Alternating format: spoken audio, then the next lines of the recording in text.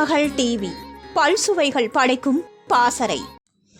இசைஞானி இளையராஜா ஆரம்ப காலகட்டத்தில் தன்னுடைய அண்ணன் பாவலரின் இசை கச்சேரிகளில் பாடி வந்துள்ளார். அப்படி ஒருமுறை கம்யூனிஸ்ட் கட்சிக்கான பிரச்சாரத்திற்காக இளையராஜாவை பாவலர் அழைத்து சென்றபோது அங்கு ஆண் பெண் பாடும்படி ஒரு பிரச்சார பாடலை எழுதியிருக்கிறார் பாவலர். அப்போது லேடி வாய்ஸில் பாட பாவலர் தன் தம்பி இளையராஜாவை தான் அழைத்து சென்றிருந்தாராம். ஏனெனில் டீனேஜ் ஆரம்பிக்கும் முன் ஆண்கள் குரல் சற்று பெண் குரல் சாயலில் இருக்கும் என்பதால் இளையராஜாவை லேடி வாய்ஸில் பாட அழைத்து சென்றிருக்கிறார்.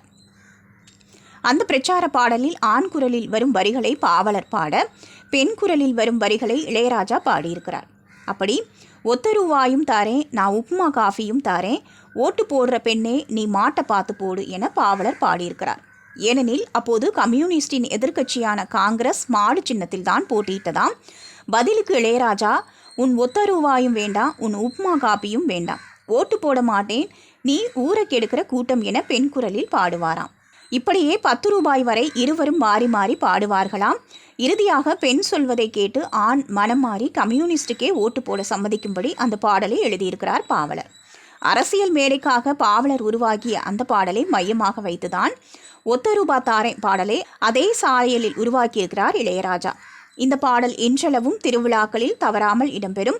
அந்த அளவுக்கு காலம் கடந்து கொண்டாடப்படும் ஒரு கிராமிய பாடலாக அது உள்ளது என்பது குறிப்பிடத்தக்கது.